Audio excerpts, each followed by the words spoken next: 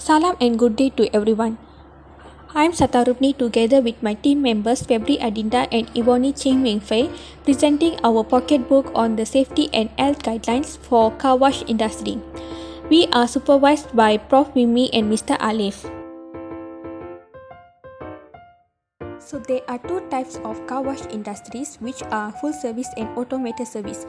This pocket book will focus on full service car wash where the workers will wash the vehicles.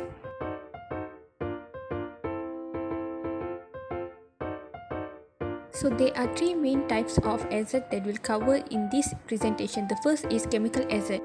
So the first activity that lead to chemical hazard is long-term use of chemicals. The possible consequences from these activities are skin irritation, skin burn and other skin disorders such as eczema and dermatitis. For these activities, we use the PPE control method where the employers should provide chemical-resistant gloves, footwear, and rain shoes to the workers. The second activity is splashing of chemical during vigorous mixing or spraying. The possible consequences are vision loss, color blindness, and other complications. So to prevent this, we use the same PPE control as well, where the employers should provide emergency eye wash station, mask, chemical safety goggles, and safety shield to the workers. The third activity that lead to chemical hazard is pre-running of wastewater from the car washing. The possible consequences are it decreases the underground water quality as well as workers might get illnesses from drinking the polluted water. To prevent this, we use the elimination control method where the employers need to fix drainage system together with the oil interceptor to filter the oil from the wastewater. A physical hazard is an agent, factor, or circumstance that can cause harm without any contact. For example, are radiation, pressure, noise, heat, and vibration. First is noise. Noise is unwanted sounds that can be harmful to our bodies. There are two related activities are polishing the car repeatedly and also washing the car using a water pump machine with an annoying sounds. The possible consequences are headache, tinnitus, and also permanent hearing loss. Preventive measure we use administrative control to limiting the amount of time for worker in the high noisy area. Engineering control which the provide secure and effective way to isolate the noisy machine, and PPE control while the workers use ear protection while working properly. Vibration is a factor which acts on human body by transmission of mechanical energy from the source of the oscillation. The activity is polishing the car repeatedly, and the possible consequences are hand-arm vibration syndrome, fatigue, stomach problem, and also shakiness. For the preventive measure, we use elimination control by buying and redesigning the equipment to reduce the vibration exposure, and also the administrative control by providing training and also implementing regular work breaks. Radiation is an energy spreading out from a source.